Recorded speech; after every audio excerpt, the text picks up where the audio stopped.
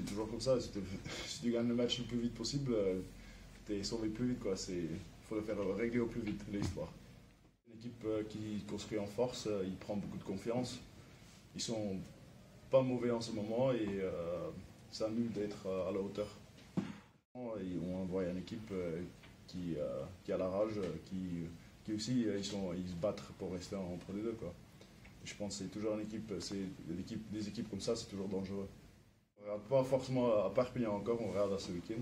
On fait étape par étape parce que là, tous les matchs, c'est important pour nous. Comme on dit, il faut jouer comme des phases finales, on prend match par match maintenant. On les a joués en phase de poule, un match à domicile où on les avait accrochés, on avait perdu 3 ou 4 points. Et puis après, c'était le dernier match de la saison, eux ils étaient en train de préparer phase finale. On avait un peu roulé chez eux. Une équipe qui a beaucoup évolué, notamment au niveau de l'effectif.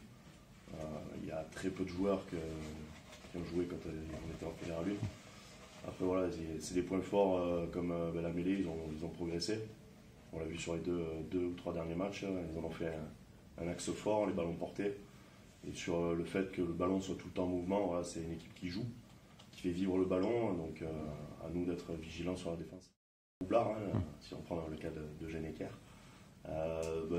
voilà, il faut jouer, il faut tout faire pour les contrer et pas tomber dans leur jeu parce que des fois ça peut être un peu vicieux. Il faut surtout éviter ça. Moi, je regarde un petit peu plus leur match que celle des autres équipes, mais non, je pense que c'est une grosse équipe qui s'est bien repris, qui a un petit passage à vide et là qui est bien remonté. On voit qu'ils arrivent à aller chercher des points un peu à l'extérieur et faire des gros matchs. Donc je pense que c'est une grosse équipe qui va se défendre vraiment correctement jusqu'à la fin pour le match en Pro D2. On se parle tous les jours au téléphone ou à la console quand on joue ensemble. Mais non, c'est rien interdit, on en discute un peu et puis voilà, on est content de jouer l'un contre l'autre ce week-end. Mais il avait été remplaçant, il était rentré qu'à la fin, donc on n'avait pas beaucoup joué et puis on joue pas les mêmes postes, donc on se croise pas énormément sur le terrain non plus. Non, pas du tout, ouais, c'est excitant, c'est toujours sympa.